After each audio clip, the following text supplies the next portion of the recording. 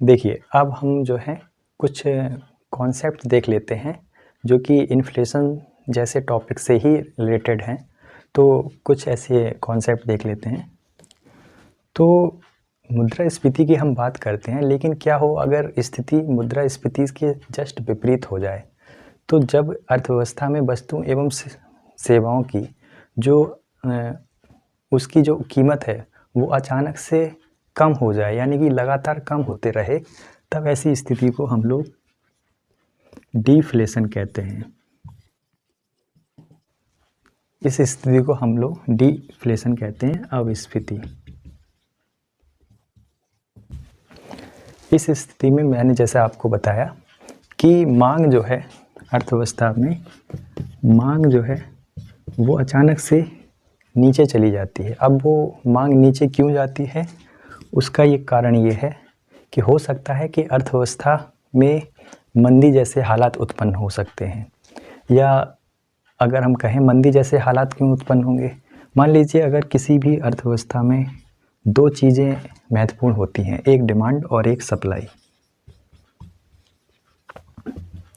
अब एक कारण हो सकता है कि अगर डिमांड जो है नीचे चली जाए और सप्लाई ऑप्टिमम बनी रहे, सप्लाई बरकरार रहे, परंतु अगर डिमांड जो है वो अचानक से कम हो जाए। और डिमांड कब क्यों होगी, तो बेसिकली इस टाइम पे डिमांड कम होने का एक ही रीज़न है, लोगों के हाथों में पैसा नहीं होगा। तो पैसा नहीं होगा तो लोगों की जो प्रोडक्ट के प्रति उसे लेने के लिए इच्छा होगी वो भी नहीं हो पाएगी। और ऐसा लोगों के हाथ में पैसा कब नहीं होगा, जब अर्थव्यवस्था में बेरोज़गारी हो जाए, है ना, कुछ ऐसी फाइनेंशियल संकट आ जाए, है ना। तो इसके कारण जो है हमें डिमांड में कमी देखने को मिलेगी।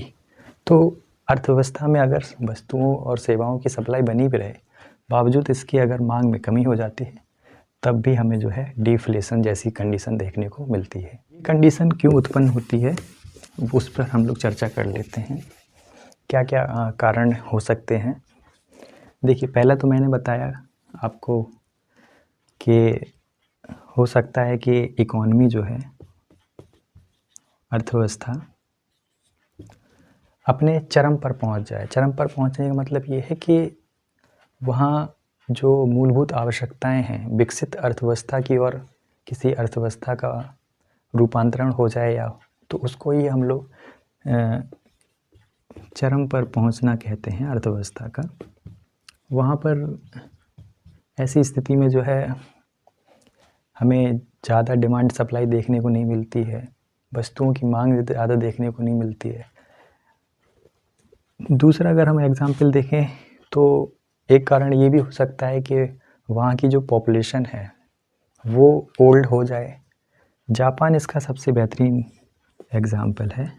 तो वहाँ पर ओल्ड पर्सन्स की जो संख्या है वो जापान में हमें अब ज़्यादा देखने को मिलती है। और ओल्ड पर्सन की डिमांड क्या होगी, ज़्यादा से ज़्यादा उनको टैबलेट्स या जो भी आवश्यक है सामग्री है उसी की आवश्यकता होगी।